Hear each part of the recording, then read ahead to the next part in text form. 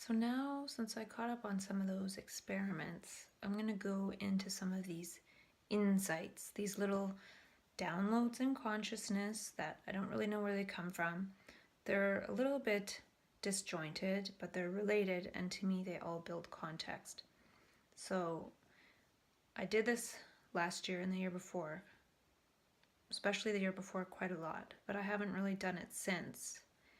Been talking about more practical stuff, so I'll see how this feels because I have a bunch of insights here in my notepad, and then I have a bunch of stuff under practical bipolar that is now kind of mixed in with insight stuff that I was planning on maybe blogging about, but I think saying it out loud is more powerful, and then maybe that way too I can find the bits that I do actually want to blog about and then just talk about the stuff that I want to talk about. And then I was doing a bit of a spark thing with my brain twin and made some notes of that process, but he's a little bit less sparked now, so I also made some notes about the less sparkness, which I could go into at some point because it's kind of fascinating and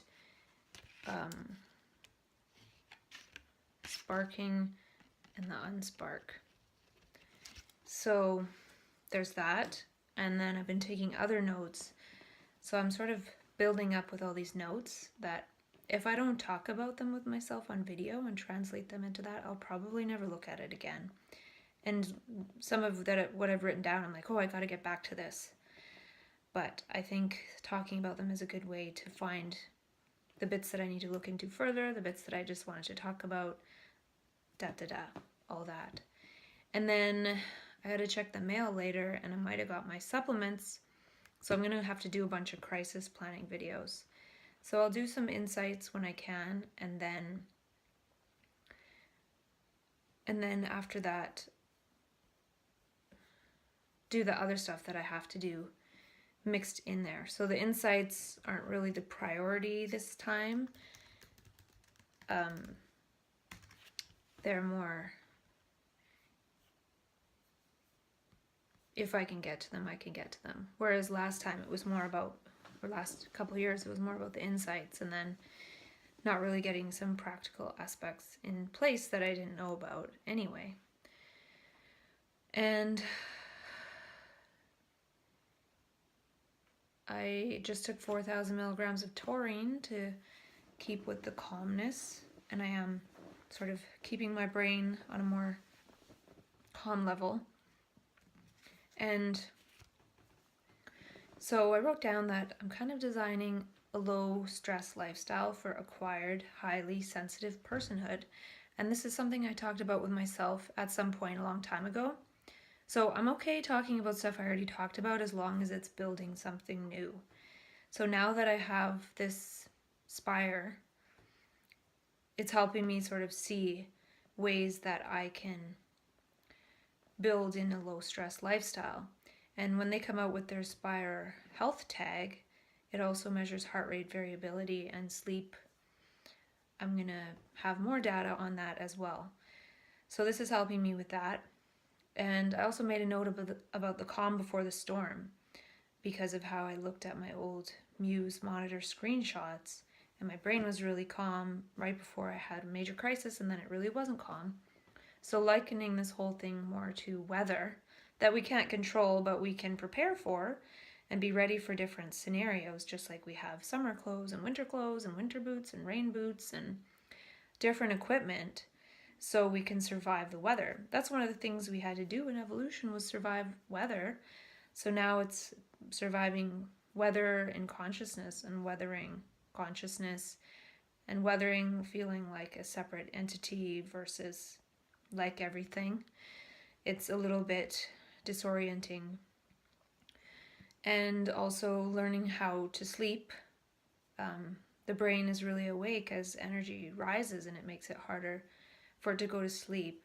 It could be too, this is where some things sound kind of strange, but when a brain starts to wake up, it gets really excited because it probably has a sense that it's a rare thing.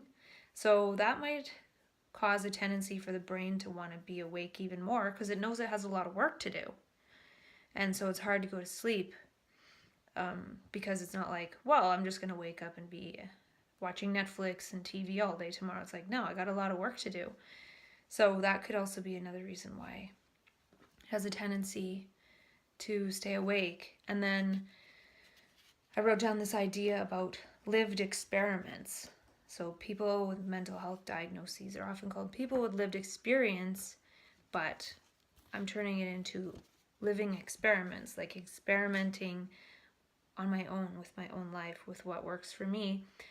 Not only with like writing out plans and having ideas about what to do, but also with certain biofeedback devices like the Muse Monitor app with the Muse headband, the Muse app, the Spire app, coherence breathing with a heart rate monitor, chest strap, or some other device, and things like that. And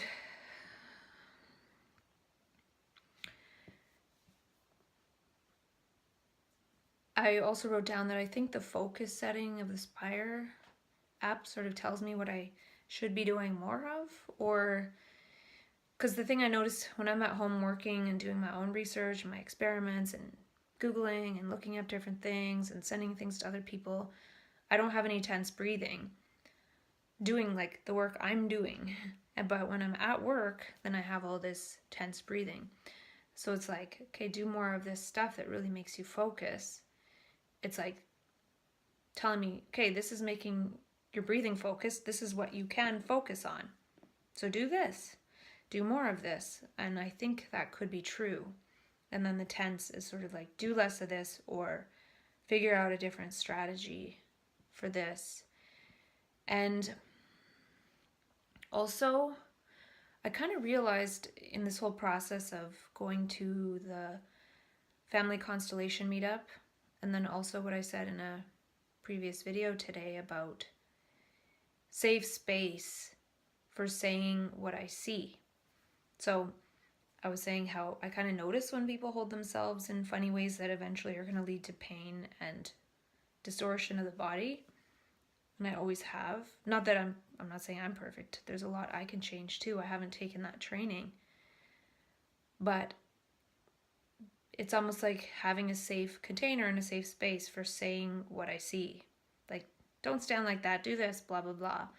So I feel like I might be able to create something that is a safe space for saying what I see. But at the same time, this whole process that I've been using, which is dialogue or Gaia-vlog or dialogue or self-dialogue, whatever I've called it along the way, is a safe space for saying what I see.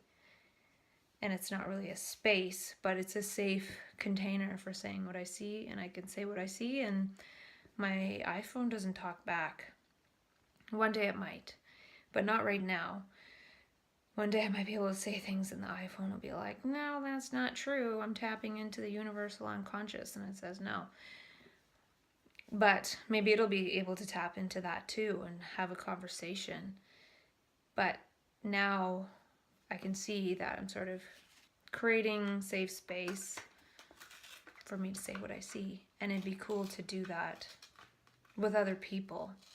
And going to that family constellation meetup kind of gave me permission to explore that notion because of how the facilitator had found something where she is safe to say what she sees. It might be right or it might be wrong, but the people acting and reacting and her checking in with them is the biofeedback. It's like, well, I said this. I just blurted it out. How does that resonate with you? Not at all. Well, what about this? It's like trial and error. But, as soon as we say something, it's like our hypothesis right away, because we said it, it becomes a theory. It's like a conclusion that we have to stick to instead of each time we say something, it's just a hypothesis. It might only be valid for the time period that we're speaking it out, and then it's done. It's not even relevant. But we build everything based on that. So we're afraid to speak as this vulnerability. We feel safer speaking from memory banks of old sentences and old ways of interacting. So that's kind of fascinating for me. And today or yesterday, I learned about this woman named Chaya Grossberg, or Grossberg maybe, and she's a writer, blogger on Mad in America, and she has her own deal where she helps people come off psych drugs. I don't know if that resonates with something that I want to do, maybe, but she has a blog entry on Mad in America, 10 things I've learned in 5 years consulting with people coming off psych drugs. And it's a really cool article. And also, she had another one, 84 things I could do once I got off psych drugs. And both really good articles. I'm going to read them again. And I like how she sort of said, don't worry about people suing you. I don't know, because I worry about that, trying to help people, and then they just get all mad. Not that I have anything anyway, but yeah, so I like that. That was a good discovery. I'm going to look into her more. She even mentioned that she might, or she's creating a course to help people learn to do the same, because she said more people are needed to do the same. I'm not sure if I want to do her course or not, but I don't know if I'm ready to really settle down and specialize in anything at the moment, because I'm still running so many experiments, and I think that based on my own experiments that I'm doing, I might be able to come up with some kind of methodology where people don't have to like learn something to like pattern themselves with. Not that those other things I've talked about today are doing that, but just it's a way of exploring. Approaching life as an exploration. And I'm hoping one day I can explore and be doing all these wonderful, fabulous things and not sitting around stuffing my face with vitamins and hoping that I breathe calm. I'm sure there's a lot more exciting things to do in life, but I do need to get the whole sleep thing under control with these supplements as opposed to toxic tranquilizers, and maybe one day come off the 50 milligrams of quetiapine, but I'm not really attached to that, especially with what happened seeing that magical land the other day, and also just seeing how fast my brain grows back. Like a little bit of toxic quetiapine can't do anything really harmful in the long run, especially if I don't believe it, because I've seen how fast it comes back, and how even right now being on it, and I've been on it for months and I've never done that before, I'm still feeling just as energetic as I have before without taking it daily. So nothing can really stop the energy of consciousness and consciousness evolution.